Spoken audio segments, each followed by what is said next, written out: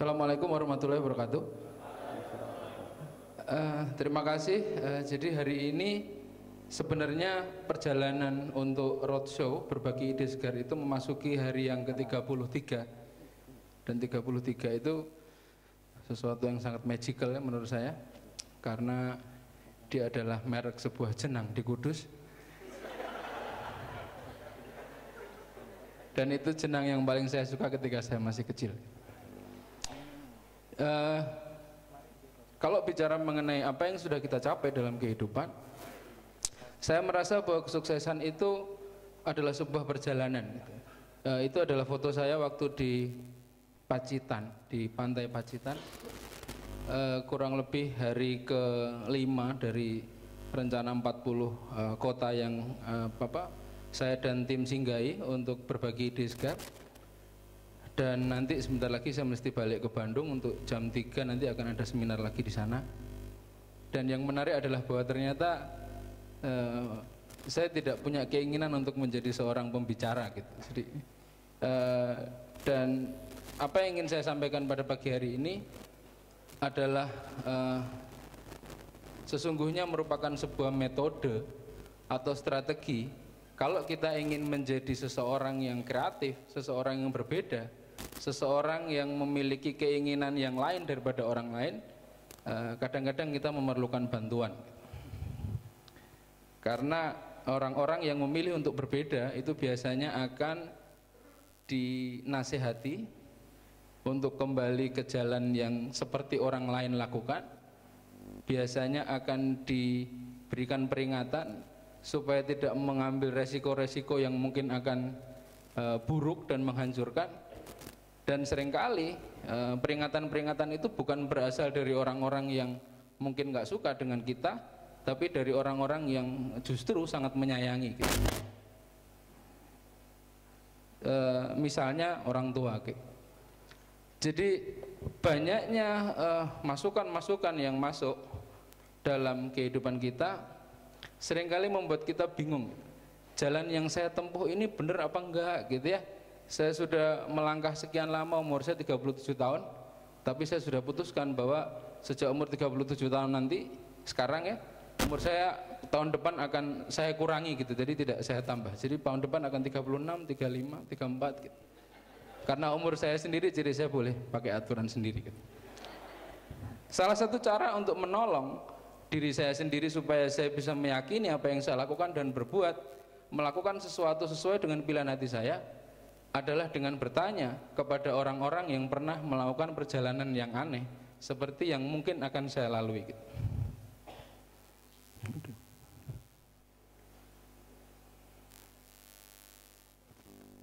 Om. Jadi saya selalu senang gitu ya melihat setiap kali Jose Mourinho melatih sebuah tim sepak bola, dia selalu berfokus pada berapa banyak jumlah gol yang disarankan ke gawang lawan, dan itulah yang menentukan kemenangan sebuah tim gitu. Dalam kehidupan saya selalu saya melihat gitu ya, banyak sekali mungkin ya kalau saya bercermin pada kehidupan saya sendiri, seringkali mungkin banyak yang kita lakukan gitu ya, terlihat sibuk atau pura-pura terlihat sibuk gitu, seperti umpan-umpanan gitu ya, passing dan sebagainya, tapi seringkali tidak banyak gol yang kita ciptakan dalam kehidupan. Dan ketika tidak banyak gol yang kita ciptakan, maka kemenangan itu juga seringkali menjadi sesuatu yang mahal gitu. Kenapa mahal? Karena kalaupun kita kalah, kalaupun kita seri, itu tidak menjadi permasalahan dalam kehidupan, karena memang kita tidak menginginkan menjadi pemenang. Dan pemenang yang saya tahu dalam setiap kesempatan itu seringkali jumlahnya sangat sedikit gitu. Misalnya juara 1 mahasiswa ranking 1 di ITS biasanya jumlahnya 1 gitu. Tidak mungkin semua mahasiswa di ITS itu ranking 1 semua, karena panggungnya akan terlalu panjang dan itu akan menjadi sulit untuk diumumkan satu demi satunya gitu. Demikian juga dalam kehidupan, banyak di antara kita yang bersedia untuk tidak menjadi ranking 1, Sementara ada beberapa di antaranya dan jumlah itu minoritas yang tidak akan pernah mau kecuali jadi ranking 1. Jose Mourinho mengatakan bahwa satu-satunya pilihan adalah jadi nomor 1 gitu. Kalau nomor 2 itu sama saja dengan tidak menang gitu. Dan nomor 2 sama dengan nomor 3, nomor 4 dan seterusnya tidak akan pernah dikenang orang. Saya paling suka cerita tentang Soekarno yang selalu kita anggap sebagai pemimpin yang sangat menginspirasi sampai hari ini. Saya mendengar cerita bahwa dulu kalau Soekarno mau pidato di alun-alun utara di Jogja, kalau pidatonya jam 3 sore, itu jam 8 pagi, orang-orangnya tukang becak, tukang sayur dan sebagainya, itu sudah nungguin dari mulai jam 8 pagi.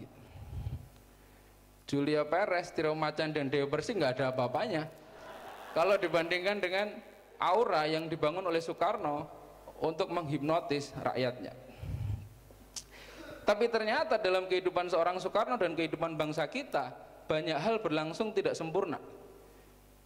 Jadi ada sebuah kejadian pada suatu sore, kurang lebih sekitar jam 4, habis asar, para petinggi pejuang Republik Indonesia itu berkumpul di rumah di mana pada paginya jam 10 pagi itu ada proklamasi, dan seseorang memecah keheningan dengan mengatakan seperti ini, kita kan tadi jam 10 sudah proklamasi gitu. Oh lah ya, kita udah proklamasi, semua bangsa di dunia sudah mendengarkan kita proklamasi gitu. Tapi ternyata ada yang kelupaan tuh.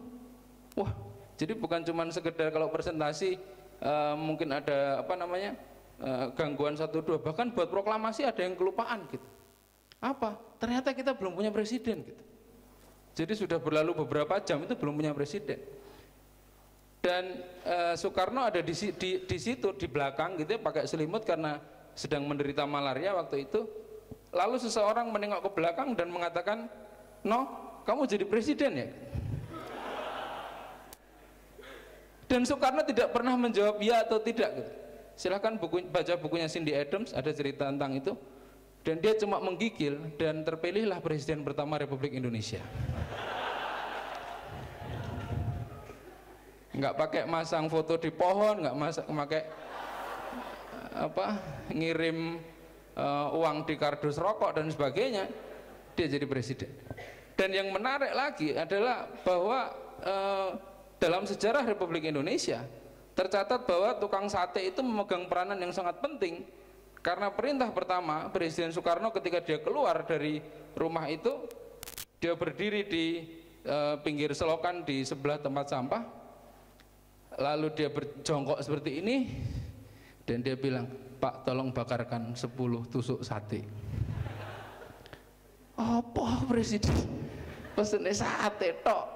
Dan makanya juga di situ lagi jongkok gitu, nggak pakai table manner yang benar. Tapi saya bilang sejarah itu terdiri dari hal-hal seperti itu gitu. Jadi termasuk kalau kita perlu melakukan sesuatu, jangan sempurna dulu yang dikejar, lakukan, nanti sempurnakan sambil jalan.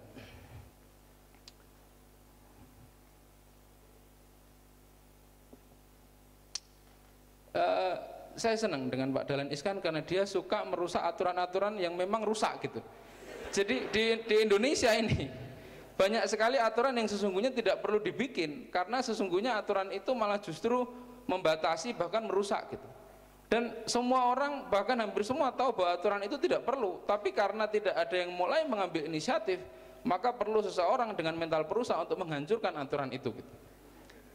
Jadi membuka pintu tol, melakukan pembersihan pejabat yang tidak bisa bergerak cepat, tidur di rumah warga dan sebagainya, itu adalah hal-hal di luar frame yang menjadikan saya menjadi lebih tenang gitu ya.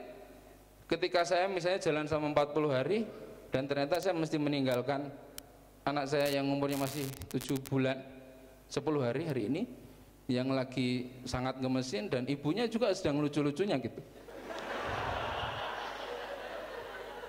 Jadi itu satu pilihan yang saya tempuh, karena kalau ditanya kok kamu gitu sih, oh, Pak Dahlan Iskan aja gitu kok gitu.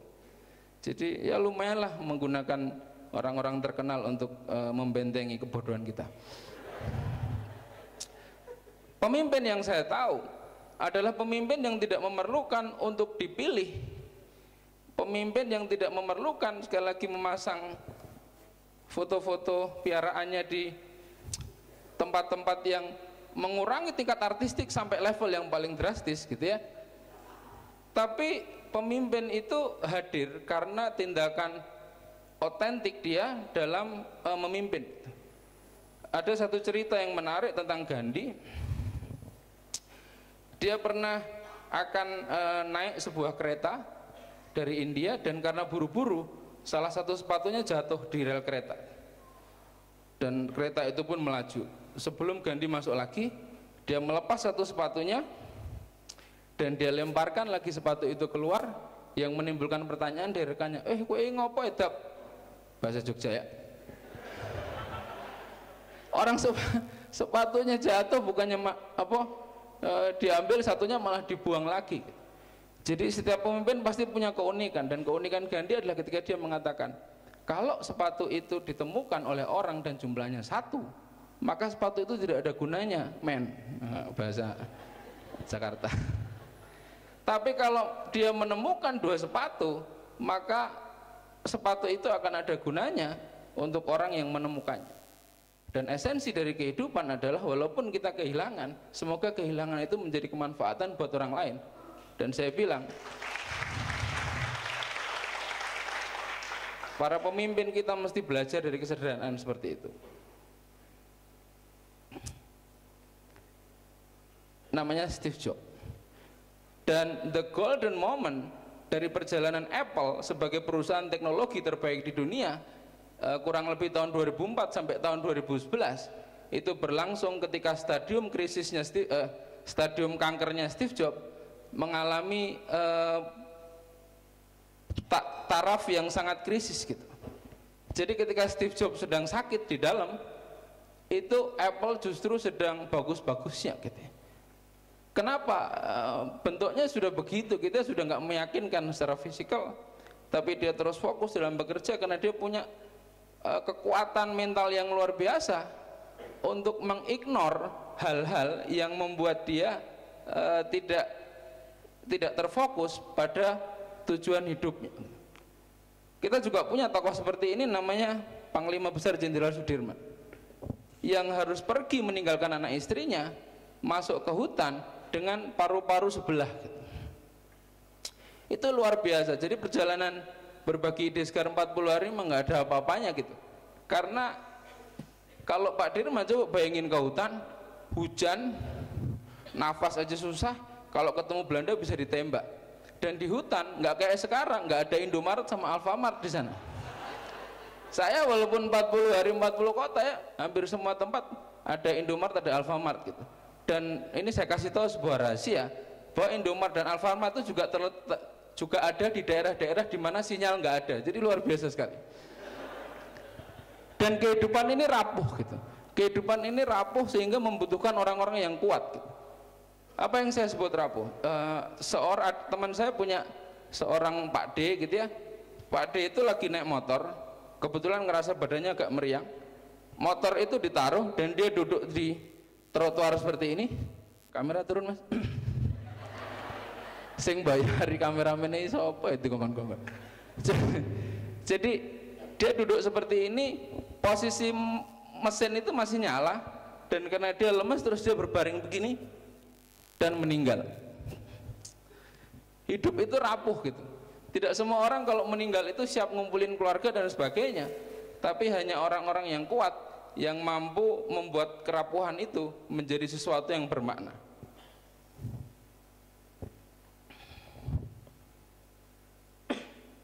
Suatu hari nanti saya punya keyakinan, sekecil apapun kita semua ini punya potensi untuk mengubah dunia gitu.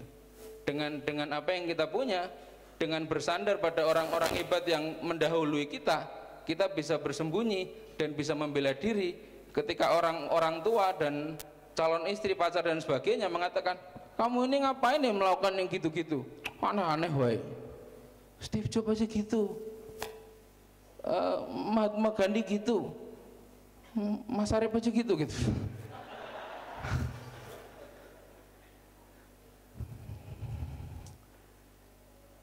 Jadi menyadari bahwa kita bisa meninggal kapan saja.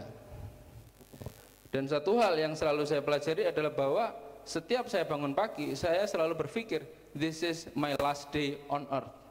Dan itu membuat noise itu menghilang, itu membuat saya tidak mau nonton infotainment, karena informasi mengenai siapa pacar Syahrini yang terbaru itu tidak penting dalam kehidupan dan tidak akan ditanya oleh malaikat di akhirat.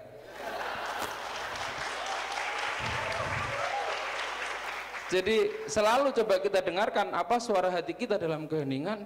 Banyak-banyaklah berkomunikasi, karena di dalam diri setiap orang Anda memiliki legenda, Anda memiliki tokoh-tokoh yang dengan itu Anda bisa menjalani kehidupan yang luar biasa. Assalamualaikum warahmatullahi wabarakatuh.